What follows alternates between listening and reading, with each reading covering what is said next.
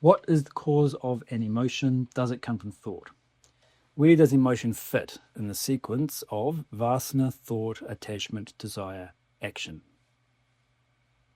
So let's take a quote from Vedanta Treatise. So he says, an emotion springs from a flow of thoughts. The thought flow arises from a sense of unfulfilment, incompleteness, imperfection felt within you.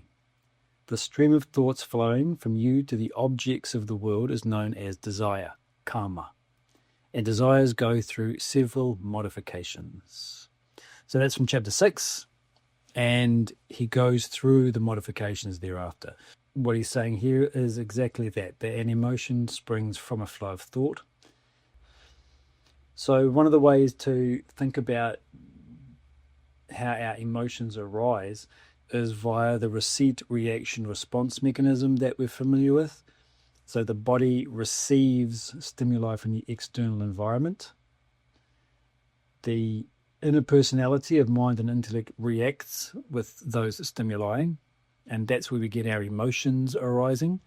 And then we respond back into the world. So essentially what's happening is that our thought flow is modified when it meets the world, and that modification is the emotion that we experience. And so what is this thought flow consisting of? Well, it's all of the things that we're familiar with that occupy our attention. It can be a desire, it can be attachment, expectations, memories of things that have happened in the past, and the needs that we have. The point being that there's a flow of attention towards something that is meaningful to you. You suddenly hear that water boils at 80 degrees centigrade up at the top of a mountain. Oh, that's interesting. But there's no real emotion for you. It's not touching something that has meaning for you. Now, let's say you're an ardent hiker. You love hiking and camping, and there may be an emotion of surprise, joy, interest, whatever it happens to be, because that particular field of activity has meaning for you. So this is the thing to think about. Their emotions arise when the world somehow touches something that is meaningful to us. And the other aspect, of course, is that the type and the quality of emotion that we're experiencing will depend upon the type and the quality of the thought flow. So are we objective or are we involved? Is the thought flow ego-based? Is it highly selfish? Is it unselfish? Or is it selfless?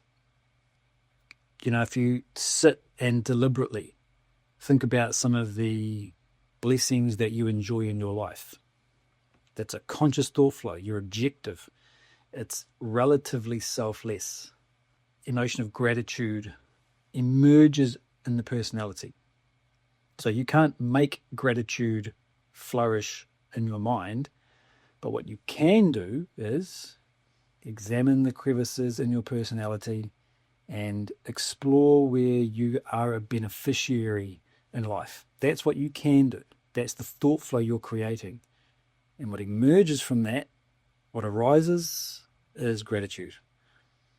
If I'm captured by thought, I'm not objective, I'm involved, and I'm complaining about something in my home life, my work life, then I experience the emotion of frustration and anger. I want more of this. I'm not getting it. I'm frustrated, I'm angry. So again, the point is that something meaningful for me has been touched, and the quality of emotion depends upon the quality of the thought flow. So this is why it's important for us to be able to be aware of the quality of thoughts. Where is my mind? In the present moment, what's the quality of my thought? How and where might my ego be functioning here? So again, I'm looking for the ego. One important thing to understand around this is that our emotions don't give us factual or truthful information about the world necessarily. What they do provide is an awareness that something meaningful for me has been touched. So it's important that we make that distinction. Yes, what I can gather from the fact that I'm having an emotional reaction is that something meaningful has been interacted with within my personality, but it doesn't mean that the emotion itself is carrying information that is truthful or accurate. Where does emotion fit in the sequence of Vasana-Thought-Attachment-Desire-Action? So this is kind of the mashing together of a couple of different chronologies that have been presented. The first is a chronology of action. Vasana, thought, desire, action. This is explaining how action arises from vasana and also how vasanas are laid down through our actions. The vasana is the dormant, unmanifest cause of a thought. It's not available for introspection no matter how hard you try. That vasana then expresses as thought. Now, that thought may be below the threshold of conscious awareness. Many of our thought processes are going on and they are influencing our experiences as thought processes do without us knowing.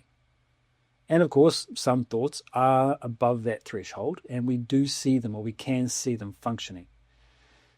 That thought flow, when it consolidates, becomes a desire, and the desire prompts us into action. And when we execute the action, we are, if you like, validating or strengthening that desire, that thought flow, and that vasana. And so that's why the analogy of a plant is useful here. You have a seed, seedling, sapling, and then a fully mature plant. And that fully mature plant contains the seeds for more of itself. So too with our actions. When I execute an action, if you like, I am pressing back into the soil of my personality seeds for more of the same. So that's the first chronology, if you like, that is discussed. The second one is what's known as the ladder of fall, and this is coming from the Bhagavad-Gita, chapter 2. A man musing on objects develops attachment for them. From attachment arises desire. From desire arises anger. From anger arises delusion. From delusion, confusion of memory. From confusion of memory, loss of intellect. From loss of intellect, he perishes. So this is another ladder or another chronology describing how we end up in situations where we perish. So what does perish mean? You can think of as some kind of irretrievable loss. It doesn't have to be dying, but of course it could be. And it's come because there has been this degradation in our mental state, degradation in the quality of our thought flow. And importantly here, this is indicating involvement all the way through. So musing has this connotation of the mind traveling on its own to some target without me being aware that I'm doing it, without conscious or deliberate decision-making to think about that thing. It's what we've called thought capture or involvement. So we muse on an object, we develop an attachment for it. So you can think of attachment here then as a thin stream of thought that binds you to the object. And if that thought flow is disturbed in some way, then there'll be an emotional reaction. If the thing you're musing on is taken further away from you, there'll be discomfort or frustration. If the thing you're musing on is brought closer to you, there'll be a sense of joy or satisfaction. Attachment then builds to desire. And desire is that which prompts us into action. If I have an attachment for something, it might not be strong enough to get me to act, but desire will get me acting. And it continues on. When I have a strong desire for something, if that's interrupted, I get angry. That means that my capacity to think clearly is diminished even further, so I'm deluded. There's a confusion of memory. And the best way to think about confusion of memory perhaps is you forget who you are in the situation, you forget the proper way to behave. Even in the English language, there is this phrase, "Sir, you forget yourself." What does that mean? It means the guy is in the boss's office and he's speaking to his boss in a way that is inappropriate. "Sir, you've forgotten yourself." That confusion of memory means there's a complete loss of intellect thereafter. You can't think what is the right thing to do, and then you make a terrible choice which results in some kind of irretrievable loss. You perish. So those are the two chronologies, and they've sort of been blended into the single question. Where does emotion fit in the sequence of Vasana-Thought-Attachment-Desire-Action? So it's a similar sort of answer to earlier on. Emotion arises when the world touches something that is meaningful for you. And even at the level of thought, if you're thinking about your dear departed cat, you will have an emotional reaction. Even if you're not thinking about your dear departed cat, as you're walking to the store, you see a tabby. And immediately there's a little pang of, well, it could be anything, gratitude. My beautiful pet who's passed away. I'm so lucky to have spent those years with her. Or it could be sadness. I wish my pet were here with me. So where does it fit? Emotion arises anywhere there is a thought flow that has some kind of meaning for you.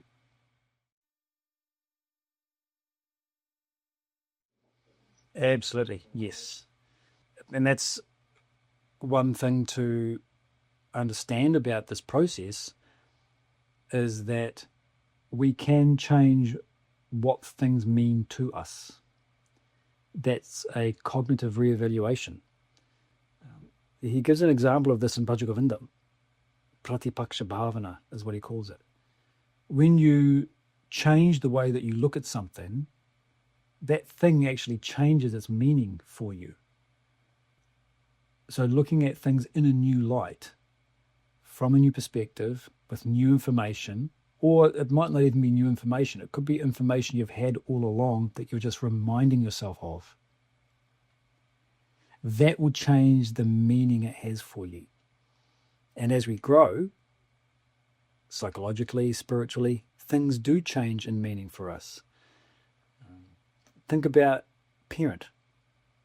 What does parent mean to you? Well, when you're 10 years old, parent means something very different to when you are 16. And that means something very different to when you are 26 and 56. So your emotional reaction to your parent will change as you change. Now, your parent hasn't changed. They are the same. What's different? It's all of the ideas that I have constellated around that person. Now, why have those ideas changed? Well, some of it just happens naturally. As I grow, I absorb new information, and that changes the way I view things. And some of it happens deliberately. Why am I always arguing with my parent? I need to look at myself. What does my parent mean to me? Always trying to control me. And that's why anytime she offers help, it doesn't seem like help to me, it seems like control. I untangle some of those false thoughts, and now what looked like control to me looks more like just ordinary parental concern. Yeah, a little bit overbearing, but nothing terrible. The meaning has changed because new information has come in. And again, importantly, that information has been more integrated as insight. And the way that we can start to use a lot of this information is assessing the quality and the nature of my emotional reactions. How strong are they? Is it a really strong emotional reaction? Is it a really unpleasant emotion? I really don't like it. Is it activating or deactivating? Does it make me do stuff, or does it make me retreat and shut myself away? And importantly, is it adaptive or maladaptive? Is it healthy or unhealthy? You make all of these assessments of your emotional state, and that can give you information about your own personality and the causes of your emotions. So we think of trigger and cause. The trigger exists in the external environment. Okay, my parent calls me out of the blue on the telephone. That's the trigger. The cause is somewhere in my personality, and when the trigger meets the cause, an emotion arises. And so I'm really frustrated that my parent calls me. And my partner turns to me and says, "What's wrong with you? What's going on?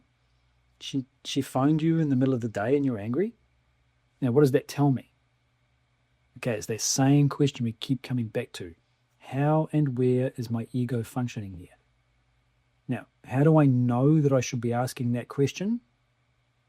Because of the quality of my emotional reaction. So the fact that I have a strong, unpleasant emotional response is a really good indicator that, yes, this is a thread of my life where the ego is functioning. It doesn't give me truthful information about my environment, because what my emotion is saying is my parent is wrong for calling me. My parent's doing something wrong. Absolutely not the case. But it signals that there's something I need to be looking at. And over time, if that emotional reaction improves, it's more pleasant, it's more healthy, it's less activating, then you can say, okay, yeah, something is changing. I am growing. I'm getting better. How do I know? Because the same trigger doesn't produce the same effect. Or more correctly, the same trigger produces a better effect.